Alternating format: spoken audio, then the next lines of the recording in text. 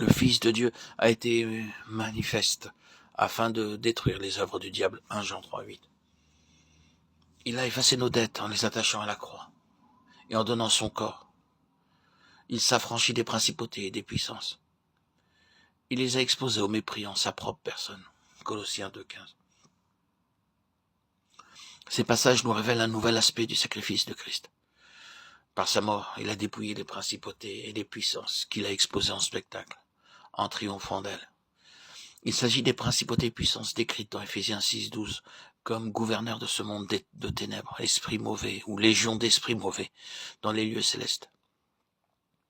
Le prophète Ésaïe avait annoncé que l'homme de douleur partagerait le butin avec les puissants. Et maintenant, l'apôtre Paul nous déclare qu'il a vaincu ces puissants sur la croix, qu'il les a dépouillés. Nous constatons une fois de plus qu'il faut vivre en Christ de la vie de résurrection pour discerner toutes les richesses renfermées dans la croix. Ce n'est que lorsque le racheté a compris qu'il était mort avec Christ, que Christ était mort pour lui, qu'il entre dans un domaine nouveau que l'apôtre nomme les lieux célestes, où il vit dans l'esprit et marche selon l'esprit. C'est alors qu'il réalise l'existence de ces puissances de ténèbres que ne connaissent pas ceux qui sont charnels et se conduisent à la manière des hommes. 1 Corinthiens 3,3. Ces légions d'esprits mauvais, ces puissances de ténèbres, sont donc intéressées à ce que les enfants de Dieu ne puissent comprendre la prédication de la croix, à ce qu'ils ne puissent pas saisir toutes les richesses qu'elle recèle pour eux.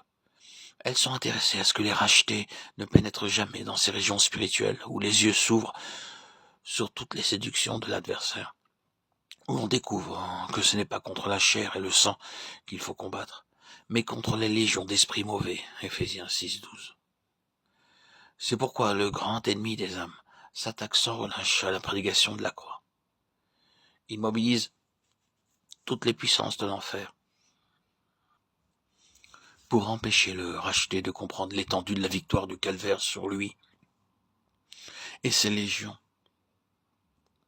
Que de chrétiens qui, dans les premières étapes de leur vie chrétienne, se laissent persuader par l'adversaire de sa non-existence. Ou bien au contraire, l'ennemi se révélera à eux avec tant de puissance en les enlaçant dans les chaînes du péché qu'ils seront convaincus qu'il n'y a point de délivrance possible tant qu'ils habitent ce corps. D'autres discerneront l'ennemi, mais le combattront avec des armes charnelles, armes bien inutiles contre un ennemi spirituel.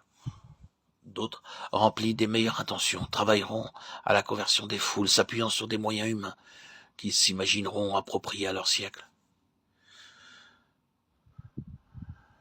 Mais l'ennemi se rit de tout ce qui n'est pas le message de la croix, prêché par des messagers remplis de l'Esprit Saint et crucifiés avec leur Seigneur.